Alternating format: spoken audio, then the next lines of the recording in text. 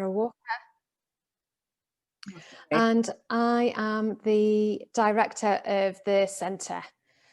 So we're recording today our panel in relation to net zero ambitions by 2050, and we've got a panel of 3 wonderful people who volunteered their time. Thank you so much.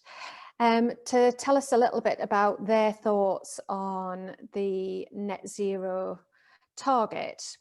So I'm going to introduce our 3 panelists first of all before handing over to them. Please feel free to put questions into the chat area as we go.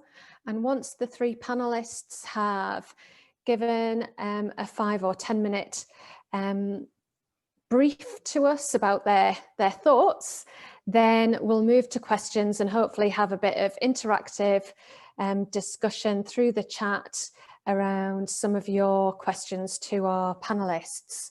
So I'll start by introducing Dr. Charlotte Adams.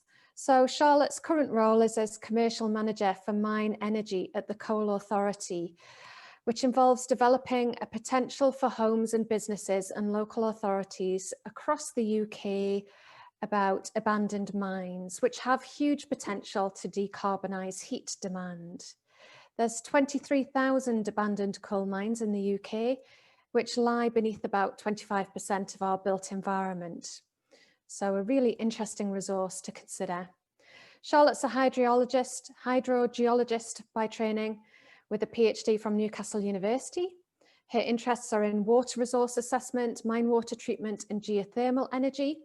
And she has extensive academic and industrial experience working at Newcastle and Durham universities and also in the renewable energy industry. Our second panelist will be Dr. Iliana Portugues. Iliana currently heads up the corporate innovation team in the UK as part of National Grid Partners, which is the innovation and investment team within the National Grid Group. Her role remit spans across gas and electricity transmission, as well as non-regulated business, which includes renewables, metering and interconnectors, both in the UK and USA. And before this, she held several leadership positions in innovation and research at National Grid Electricity Transmission, at the University of Strathclyde and at the Electric Power Research Institute, working on developing intellectual property, securing intellectual property, licensing it and commercialising it. She's passionate about decarbonisation of energy and development of a sustainable and prosperous society. Her background provides unique insights into development of technologies and driving implementation in the energy sector, early stage business growth and development of companies for investment. Our third panellist is Dr. Harris Patsios. Harris is a senior lecturer in power systems here at Newcastle University in our School of Engineering. He has significant experience in design, modelling and control of power systems, including renewables. His research focuses on development of integrated models and control techniques for energy storage, as well as decentralised control in future power networks, working closely with UK industry and academia. In relation to CESI, Harris leads our work package on validation and demonstration, which makes use of our full-scale multi-vector demonstrators to help us to understand the whole energy system in real-world situations. He is also a co-director and work package lead for the Supergen Energy Storage Network and a co-investigator on the 5 million EPSRC project, Multi-Scale Analysis for Facilities for Energy Storage. So I'll hand over to our panellists, starting with Charlotte, then moving to Iliana and then to Harris, and then we'll open the floor up for questions. Thanks very much. Over to Charlotte.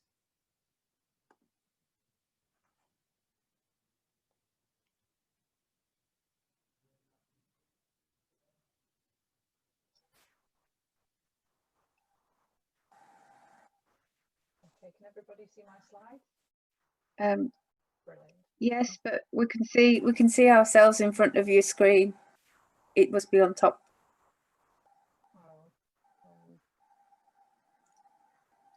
That better? Oh, hi there, sorry. Yes, sorry, that was Yes. me. Beg your pardon. Yes, that looks fine, Charlotte. You're a little bit quiet, by the way. Okay, I'll shout up. Is that better? So thank you very much to Sarah for the introduction, and also to CESI for the invitation to be here this afternoon. So at the Coal Authority, we are working on decarbonising heat through exploiting the water that sits within the abandoned mines across the UK coalfields. So the Coal Authority is a non-departmental government body, and BEIS is our sponsoring department, and our role is really protecting people and the environment. So we deal with things like ground stability and water emergence. And one of those things on the water emergence side is we pump a lot of water out of the coalfields to keep them safe. And we have around about 75 treatment schemes across the UK, and they provide a source of energy themselves. So we estimate there's around about 100 megawatts spent into atmosphere from the places where we pump already. So that's really what started our interest in using this resource to decarbonise heat.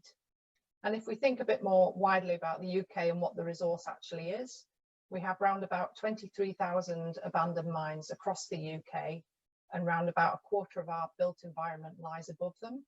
And we believe there's good potential to supply a lot of those buildings on the coalfield with energy from them.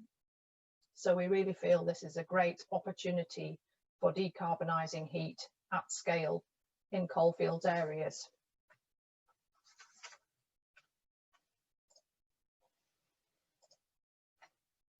So in terms of our links with CESI, before I joined the Coal Authority, I was one of the researchers working on CESI when I was based at Durham University, and it was linked in with one of the case studies for the North of Tyne Unitary Authority area.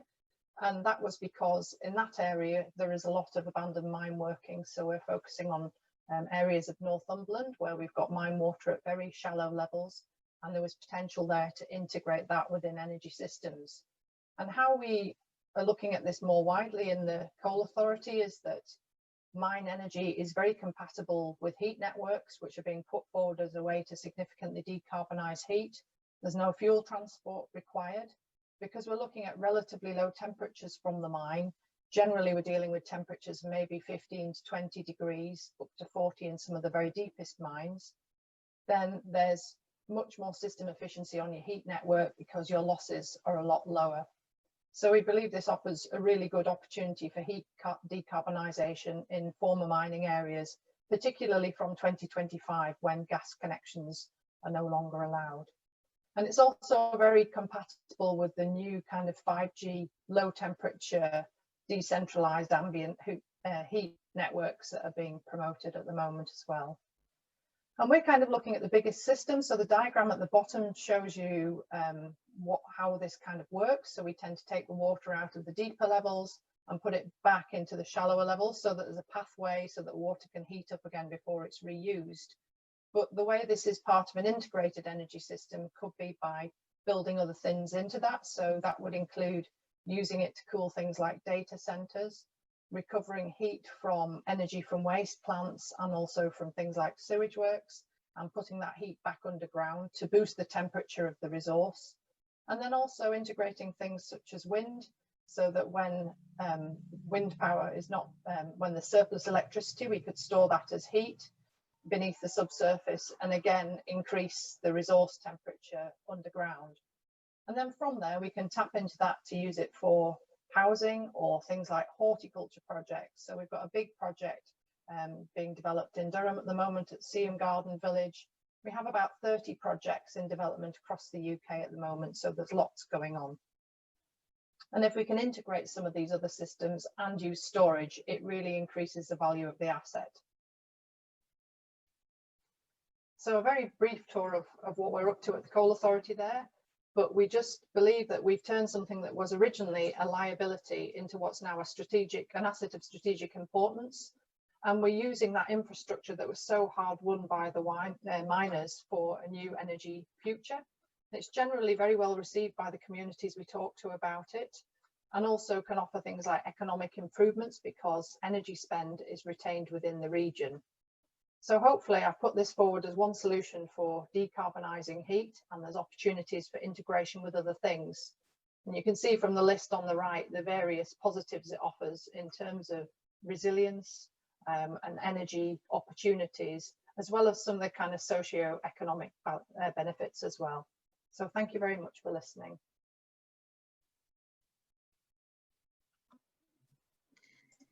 Hello, I think, Sarah, shall I just jump in? Yes, please. Alison, can you just put the blank slide back up? Or Charlotte, would you mind stopping your screen share? Great. I need to get that up. Great. Hi, everyone. I don't really have any slides to share. I just wanted to put forward a couple of the points I wanted to make around system integration today and where we are in our net zero path, and then hopefully open it up for questions, right? Which is the great thing of panels, is getting your feedback and your comments and discussing those. It's also great not to be able to share slides because I get to see all of your faces. So thanks everyone for sharing your living rooms and kitchens and all of the other places where you are at. So there's three things really that I wanted to talk or point out or create some discussion around today. Firstly is where we are right now and where we need to be. The second point is, well, what does that mean, and the role of whole energy system integration and that situation. And the third point I wanted to touch upon is some of the challenges I see from a scientific academic background perspective. I know that many of you are academics and looking into this area, so it'll be great to get your views and understand a bit better what you're doing. So in terms of where we are right now, so the economic slowdown due to COVID really has effectively created a 13 to 17 decline in greenhouse gas emissions this year. This means that compared to where we were in 2019, where our 2030 target of achieving our net zero seemed far away, the 57% reduction, which was our ambition by 2030, is now relatively achievable. However, if you look at the total reduction in CO2 required of around 400 megaton equivalent, our 2030 ambition is still significantly insufficient. So to put it a bit in perspective, if we do achieve the 2030 target, the 400 megatons of CO2 equivalent required is equivalent to 400 million houses, 116 meters squared by 4 meters height in terms of size. So a huge amount of CO2. In order to achieve this really, there's two key things that need to happen. Firstly, of course, the net zero decarbonization of the energy sector, but also a considerable strengthening of the terrestrial carbon sinks. And this is where work like the one that Charlotte has just presented comes really into play. So huge challenge ahead of us. And the question is then, is it achievable and what are we doing about it? Well, we've all heard about the Green Recovery Package. And if you analyze that, which I'm sure many of you have done, you realize that that's still insufficient when we're at the challenge. But what that leads to is an increase, of course, of renewables, right? Effectively, offshore wind to drive that decarbonization of the energy sector. The challenge, of course, as many of you know, is that renewables have a challenge around dispatchability. So if we look at the last 10 years, consumers have paid 649 million pounds due to constrained payments, right? Which effectively that's discarded approximately 8.7 terawatt hours of electricity. Last year alone saw 1.9 terawatts of electricity being discarded at 139 million pounds. Most of it was Scottish onshore. So 130 million pounds of those constrained payments was for Scottish onshore. which equates, to put it in perspective, to heating a city the size of Coventry or Leicester, or half of Glasgow, which is close by. So is there value in whole system integration? Well, clearly there is, because these constrained payments, had they been able to be used for other sorts of energy vectors, such as heat, would have been able to power the whole heat requirements of half of Glasgow, and thus reduce that carbon footprint. So whole energy systems is key if we want to achieve a clean, affordable energy system. And more importantly, if we want to do so whilst making it fair for everyone involved. Fairness in any huge transformation is key.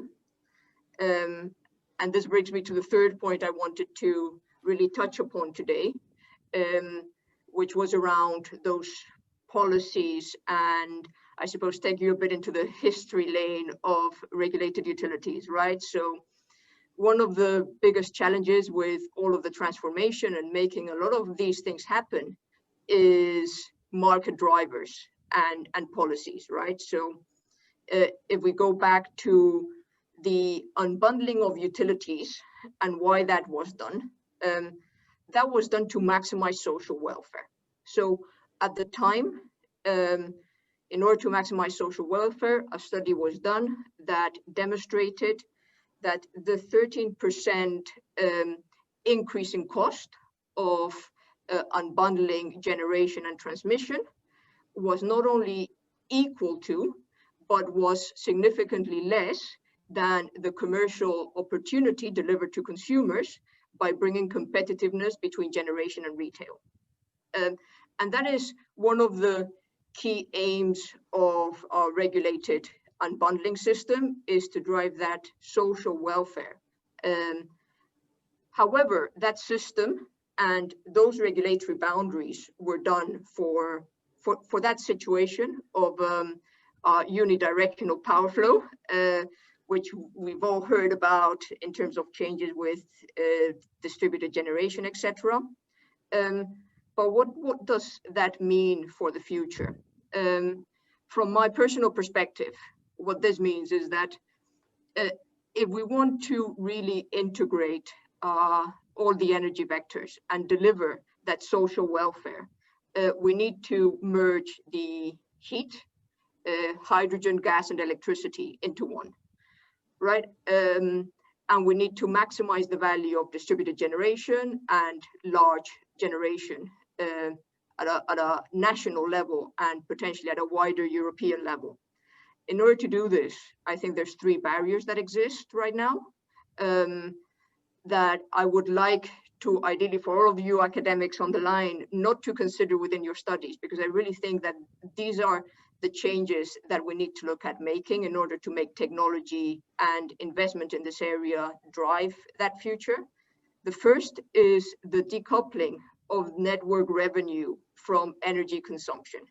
So this coupling leads to investment decisions to be done in a certain way, and for drivers both at distribution and transmission to occur, which challenge the future integrated system. The second is we need to really look closely into that boundary between regulated activities and the market. So when many of you have done studies or have published a lot of studies, there's a huge value, for example, in the concept of storage and how storage can leverage and drive a better system integration. There's always this huge argument as to whether we can install storage because it's considered generation and utilities cannot own generation, and then you need to create a new business model that allows storage owning companies to make money out of installing these. I think barriers like these need to disappear if we really want to drive that optimization and maximization of that social welfare. The third, and the one which I'm potentially most passionate about, because I think we are at a period in the next 2 to 3 years where we can really make this happen is the merging of the markets. So typically, energy sectors have been regulated separately, and therefore all of the regulated decisions regarding economic activities within each of the energy networks has been taken independently. First law of thermodynamics states that energy cannot be created or destroyed, just transformed from one type to the other. All energy is therefore the same.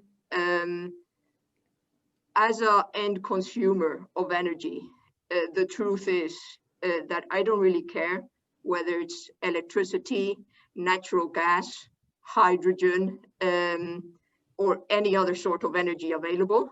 What I care is that it comes at an affordable price that is fair and that it's environmentally sustainable. And therefore, we need to start taking some of these historical challenges and policy barriers out of the game if we really want to drive that energy future that delivers social welfare and social growth for the UK. So I wanted to put these 3 areas on the table for today's discussion and get your views. Thank you very much. I'll pass it on now to Harris Patsios. Harris, all yours. Thanks, Iliana. I'll just share my screen. I've got a few slides. Really enjoyed your talk, though. I wish you could speak more. So yeah, I got asked to talk today and participate in the panel, though I think I'm the least expert in that area, though my research deals with how we decarbonize power networks and energy networks. I don't believe I have a plan about how we reach the 2050, though I'm happy to discuss this with you. So the topic I bring in today is the CESI's perspective on the work package I'm leading, which is the demonstrators. And by demonstrators in CESI, we mean pretty much sites or infrastructure, or sites or systems that contain infrastructure that help us in a number of ways in our thinking around the things we do in CESI, trying to integrate these vectors, as Iliana said, and come up with viable things. And these are things like informing our modeling, the models we're developing or we would like to develop, inform system operation or system design when things cannot actually be modeled, or there's no sense in trying to make sense of them through modeling, validate existing models that we've got, or things that we've developed, like simulations, build confidence around things that we are adopting or things that we are developing, and sometimes even test not so much models but hypotheses we make or we've made in terms of the trajectory that our research should take, by trying to run things and run some of our assumptions against the reality of things. And finally, and I think there could be much more, but these are the ones I think summarize most of our thinking, is to disseminate and communicate the research that we are doing to a wider audience.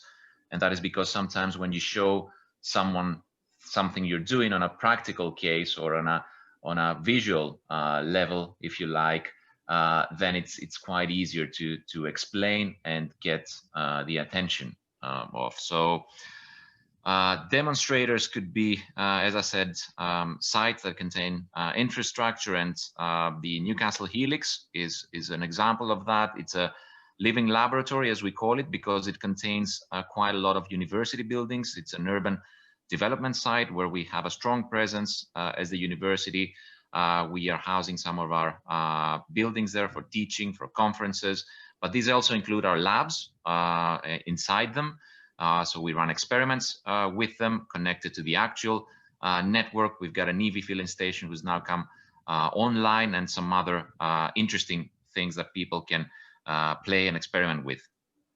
And our labs and the systems that we've got in there, and in some of our demonstrators include some sort of combinations of things that can be physically there, like the connections to the network, to the DNO network, but also things that we can emulate, things that we can actually test how they run and how they interact with physical systems without necessarily being there, and they could be part of a computer simulation, for example. And we've used arrangements like that in the past and in CESI to test real situations, real scenarios, like this EFR service that probably Iliana knows much more about. How do we provide frequency, for example, support to the grid using storage assets? And we've kind of published that work and tried to critique the service, the two bands that we've got there, the wide and narrow one. How much storage would we need to really have an impact, and is that absolutely the right thing to do, and what would that mean for the storage system or the asset itself? We've also used the demonstrators to actually help companies develop prototype solutions. Like here we've got Red Tea, for example, that they were doing redox flow batteries, and we helped them develop combinations of those, hybridizing storage, for example, to come up with optimum arrangements. And we've tested these technologies in our labs and provided what we think useful insights to that. We've also used the buildings themselves, as I said, and this is the building as a power plant project led by Sara Walker. It's affiliated with CESI in the sense that it uses the demonstrator, the building itself, and we try to actually characterize the building in terms of its capability to perform demand-side response, and what would that mean for any scheme that someone could implement there. And we've also assessed the value of the data coming from the building, and how can we use that to actually characterize the building's response or ability to respond. And we published some nice and interesting work around that. We've also worked with large companies like Siemens, for example, in things like relate also with data. So we've used the MindSphere platform and Internet of Things platform that Siemens has, and we try to combine data sets coming from the assets themselves and the networks to come up with optimal solutions or services or products, or help them develop these kind of products when it comes to things, for example, battery intelligence, and how can someone improve coordination and operation of batteries when it comes to connecting them to the actual networks. We've expanded a bit that work and parts of that work into things like electric fleet coordination through buses, and how can we use transport and bring that into the idea of decarbonization. So can we use the buses as, let's say, moving batteries, or even try to coordinate them so we don't stress as much the network and defer reinforcement, if you like, and increase this social welfare that Iliana talked about. And we believe that things like the EV filling station that I mentioned would be quite useful and important when it comes to actually trying to test or prototype or develop such actual arrangements. And we've done things as well that are not so related with the physical assets, but could be a bit more, if you like, around the topic, that not directly related with the infrastructure, like how can we use data coming from physical assets and develop applications or smartphone applications to harness flexibility behind the meter in the form of electric vehicles, on-site generation. How can we combine that into one solution? And we used people and actual participants and actual customers to do that. So they are part of our living labs, part of our demonstrators, if you like, for these kind of experiments. And we often tend to neglect them. But what CESI is interested as well is the social aspects of whatever we're doing, because as Iliana mentioned, it needs to be fair for the customer, and it's good sometimes to start with this customer-oriented view, because it can lead to quite different insights and quite different results than what people are considering when they're taking these kind of top-down, if you like, approaches. So it's fundamental to what we're doing in CESI. And lately we've been trying to upscale, if you like, or expand our thinking about what a demonstrator could be, to include larger areas like local authority areas, like the north of Tyne, and Charlotte has done so much work on it, on these aspects. So this is a project we did within CESI, where we considered a wider geographical area, parts of a local authority, and we've tried to combine data sets that were coming and try to model networks on a wider scale, if you like, and test these assumptions around what assets, what actions, what operations should be there in terms of both infrastructure and arrangements, if we would like to exploit energy systems integration. And we've come across many challenges around these data sets, because although individual operators like gas and electricity network operators have their data, they know quite well what they're doing, they're using them to develop scenarios, they haven't been built, if you like, to be combined into one data set, or in one form that could be easy to interpret and easy to use in our models. There are often mismatches in terms of size and what would be effective. So in this project, we've kind of like scratched the surface on what the issues are around that, and what we can do to combine and use effectively data coming from these areas into something that could be useful in our modeling and in our assumptions. So we've started developing some sort of prototype ways, if you like, of combining these into something rational, but also coming up with ways to visualize and show and demonstrate the value of such actions, if you like, on a regional level.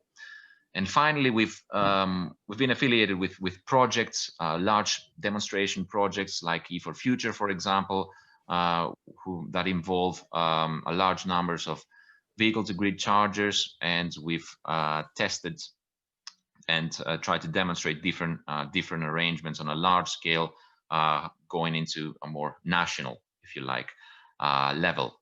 So this is pretty much a blast of things that we've done, and we've used demonstrators around and some of our thinking around that. So hopefully that was useful, perhaps not revealing any trajectory that we might take. And as I said, I'm not an expert on that, but hopefully showing things that we could demonstrate, show and tell, or help us validate some of our assumptions, and it would be quite useful to get your insights on that as well. So that's all from me, I think. So thank you to all three of our panel members. Some really useful points there from Charlotte in relation to the 100 megawatt of potential heat already at 25 treatment schemes, and Iliana's suggestion around 3 possible routes forward, but also some comments on the challenges of reducing greenhouse gas emissions and how to do that in a way that's fair and incorporates renewables. And then Harris telling us something about the value of demonstrators and the type of demonstrators that have been used. So there's a couple of questions in the chat that have been raised specifically, Iliana, in relation to a couple of your points. So Jeff had asked in relation to your greenhouse gas emissions numbers, he asked whether those were UK or global figures when you were talking about the scale of the challenge. And Helen had also asked about the unbundling, and I think that was when you were talking about the 13% cost of unbundling and how that was less than the social welfare gain justify privatisation and competitiveness. So maybe we could pick up those two first of all, and then we've got some more questions coming into the chat. Of course, Sarah. So the first one is relatively easy. So Jeff, yeah, those are UK numbers. So I can send you the graph and the data behind them if you want after this call, and you're interested to analyze them and get further into the detail. So I find them relatively incredible. So hopefully your questions suggest the same. So good to hear. In terms of Helen, your question, I'm going to try and answer it, right? The key word in my statement there is try. So the rationale for unbundling the energy sector, right? So that means at the time electricity and gas, and then the generation, transmission, distribution, and retail, was to exert competitive pressure on generation and retail. So the theory there was that the effectively economies of scale that a vertical and horizontally integrated system provide you, and the lack of transactional costs associated with a fully integrated government-owned network were lower, right?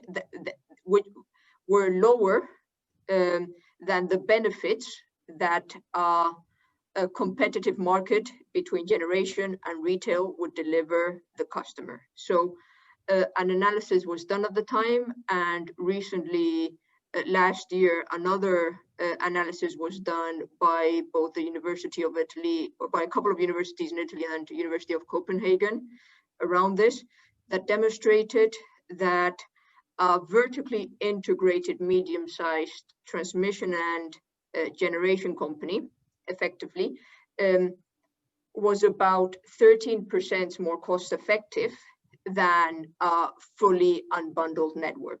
However, the competitive savings you could make for the end consumer through unbundling generation, retail, and the energy markets were around 27 to 30%. And therefore the delta meant that unbundling and complete separation of all of the markets and all of the planning associated with that was more cost effective and drove that maximization of the social welfare. Now, that situation, of course, has changed because we no longer have this unidirectional power flow between generation, transmission, distribution, and retail. Now we have generation at distribution level, and we also have the potential due to new technologies such as electrolysis and others to move between energy vectors. We also have, of course, the introduction of generation technologies that are intermittent in nature. So all of these things have an impact in what drives and what maximizes that social welfare. Studies have not been done in this area yet that I've been able to read and research, so I do not know the answer. But I do know that it is worthwhile right now to look at what a reimagined regulatory regime would look like. One that maximizes coordination and planning between all of the networks and all of the energy vectors and at all of the different levels. Hopefully. Thanks, Iliana. If that's still not quite clear, Helen, then let's take it outside the meeting. We've got some more questions coming through. So let's switch a bit to Charlotte and ask a question from Tim Charlotte about whether there's been progress on a generic heat agreement value or cost avoidance model in terms of the offer from the Coal Authority and this idea around the coal mine energy available? At the moment, we don't charge for heat. It's something we may do in future, purely because we need to offset the costs of building ongoing treatment systems, because we need to build more and more each year. But at the moment we don't charge, and it is done on a case-by-case basis presently. We are undertaking a big review of our licensing regime at the moment. So we own the subsurface, so we license access to it effectively, but we don't own the water and we don't own the heat within it. So we are thinking about how best that could be done, making the licensing regime more fit for purpose, because it was traditionally based around kind of deep energy boreholes, maybe for things like mine gas, those kind of operations, rather than for heat extraction. And then we need to think about, if we do charge, what is the unit we're going to use? Are we going to use the flow rate? Are we going to use the amount of thermal energy taken out? Are we going to use the area of workings accessed? So we're weighing up all those things at the moment. So at the moment, it's still being done case by case, and we definitely don't want to stop it making any projects happen. So that would be our key driver. So it shouldn't put anybody off. That shouldn't be the reason that puts anybody off looking at this. Thanks, Charlotte. There was also a question about batteries, so maybe I'll ask Harris to have a stab at this one. So how can we make battery storage safe for internal domestic use, particularly when we're thinking about, you know, the transition in the future to microgeneration or electric heating in off-gas areas? How can we improve battery standards to make it safe for internal domestic use? I guess by demonstrating technologies is the easy answer, and demonstrating the solutions. Though I'm not an expert in cell manufacturing, I'm speaking often with a lot of them when we come to as part of consortia. I think, yeah, it's as with electric vehicles to some extent, that by adopting the technology more, you're helping the development of safer standards. So I think the more we can demonstrate that the operation can be safe, and the more we build this kind of confidence that we're trying to do through demonstrating such solutions and systems, the easier we make the life to battery manufacturers, if you like, to do that. Though, as with, I guess, the automotive industry, there are things to consider around IP and design issues that, you know, manufacturers would tend to hold precious and perhaps be reluctant in a way to standardize. And there's a huge discussion at the moment, not only about new cells and new batteries, but also how can we decommission and recommission and reuse batteries in the form of recycling. And there's huge work and a lot of work that probably needs to happen in that area as well. So it's not when we look into an asset with a lifetime of 5 years, for example, you need to make certain probably that this can somehow be exploited and reused. And we have been doing in these labs that I showed a lot of work when it comes to safely decommissioning and recycling and reusing battery cells. And I can certainly point you to experts, as I said, not me, that currently are doing this work in our labs.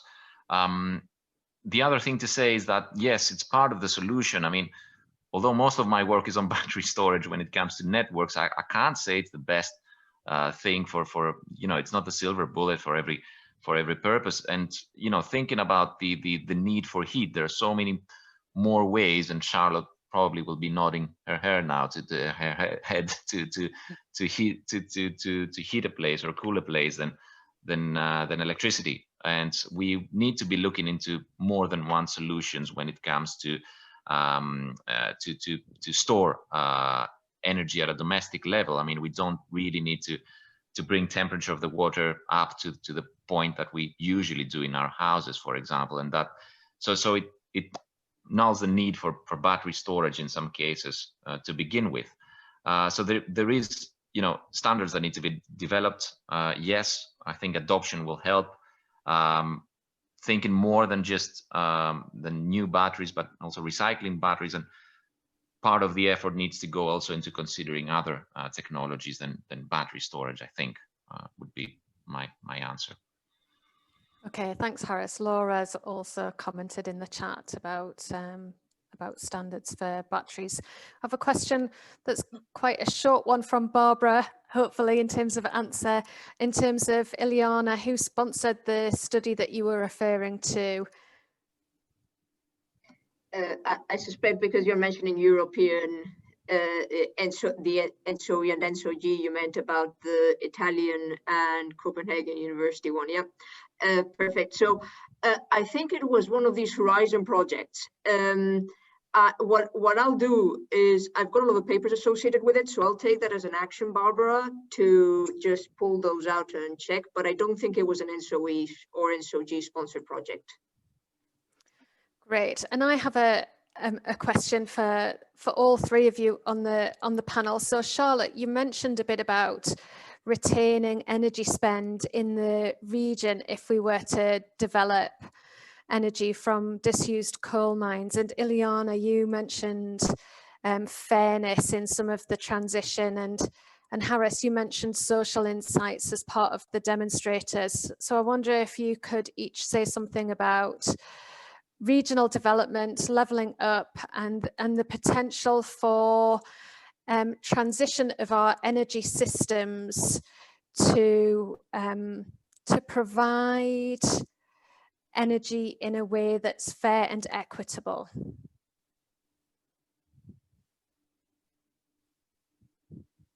Shall I go first? Everyone's waiting for someone else to go first, Charlotte.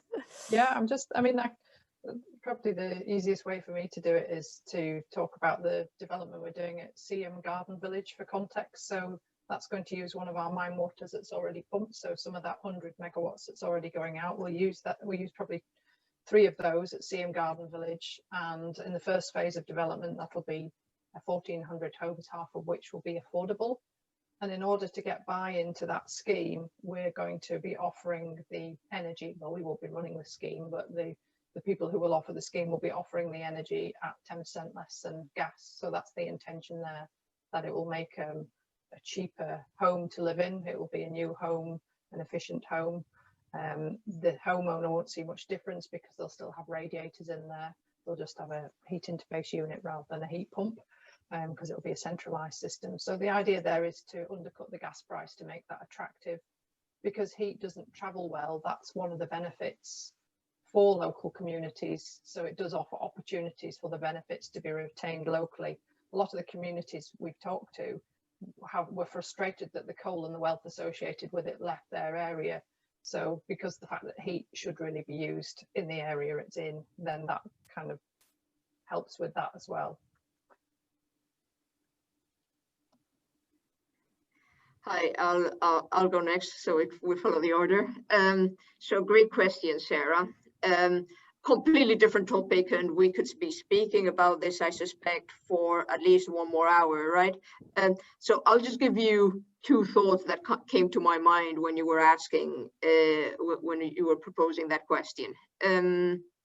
The first one is, of course, the one point we haven't touched upon in terms of this energy transition and the possibilities of system integration to drive the net zero ambition, is the other side of the coin, which is how we can leverage that transition and the engineering and scientific expertise of the UK to develop new startups and new organizations and technologies that drive social value within the country and drive growth and prosperity.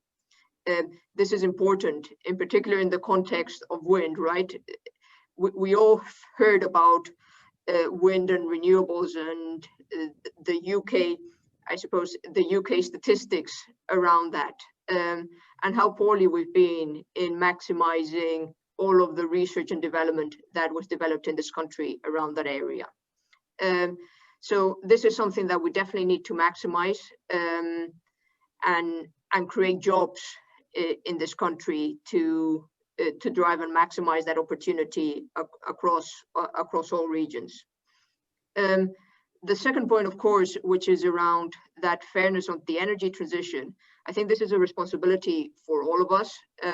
It is very, I wouldn't say easy, but when we are developing these models about distributed generation, about electrification of transport, around developing 100% self-sustainable houses. We all know who's going to have the financial capability to install these technologies, and what a lack of investment of these technologies, a lack of investment in the energy infrastructure can have to those that are not as well off, right? And this is something which we all need to consider when we are doing our models, and we are providing our academic input into how we model all of these future scenarios. I think we're at a key stage right now. Ideally, we would have done it a couple of years ago, so that these new regulatory periods coming into play, both in the water, gas, and electricity sectors, would have considered the energy transition 100% in that light of fairness and sustainability. But nevertheless, I think in the next 2 to 3 years, as for those academics here and as a wider industry, for those people in the call, we have an opportunity to fully transform the energy sector to consider all of these things. And by the energy sector, I'll expand it to also transport and industrial production, so that we do create a transition and a transformation that is fair and equitable across the whole of the UK. That needs a lot of consideration and a lot of thought when designing that future state. And it is the responsibility of, I suspect, everyone in this call to make that happen. Thanks, Harris. Want to add something? Thanks, Iliana and Charlotte. I guess, yeah, what I would say around the social aspect is that there's quite a lot of diversity when we go to take these kind of bottom-up approaches, starting from distribution and low voltages and working our ways upwards. In terms of things like customer classes, classifications, how they are classed according to their social demographics, and what would that mean in terms of solutions that would be willing to adopt, objectives that they would have, or willingness to participate in markets, or flexibility, or flexibility products. And this is something that needs a lot of investigation. The traditional way that network operators were cutting the system according to, you know, regions and according to just the technical perspective of things, as Iliana, I think, mentioned in her talk at the beginning, took this kind of top-down approach because of the unidirectional flow of power. They're seen as customers. Now we are all, or we could be all, in a way, prosumers, engaging with the system in a number of ways. So this kind of diversity and, if you like, democratization that we so often talk about of energy means that we will be handling power, and we will be dealing with power in all sorts of ways, depending on how we are classed as customers. We all have different properties, and we will be engaging with services, products, and assets in different ways. So the social demographics have a lot to bring into that. There will be a lot of diversity, and we need to see how that is mapped in a technical layer, if you like. And then the numbers that we're getting, not only from the UK, but from cases like France, we can see huge savings in things like heat, and according to things like comfort levels. You know, how can we change a bit the temperature and what we think is comfortable, and then see a huge impact in the power consumption at a national level. And the way we use, the way we acknowledge, the way we engage with energy, and the way we understand energy is quite profound and needs to be studied when we're trying to develop these solutions. So I think, yes, to your question, I mean, this diversity can bring us, Sarah, in front of huge savings and numbers if we manage to access it properly. And then, yeah, I think that's all from me. Great. Thank you. We're almost out of time, but Helen has asked about the new Green Homes grant and what this might mean for future transitions and whether CESI is looking at it. So I'll answer from a CESI point of view and say it's not something that we've discussed in the work package on demand yet, but our work package on demand allows us to look at different scenarios of energy efficiency and retrofit. So we could run scenarios that bring in the Green Homes grant impact on technology uptake and retrofit of fabric as well as new technologies. But in terms of what it means for lessons for future transition, I'll maybe just ask if any of our panel members want to comment on that.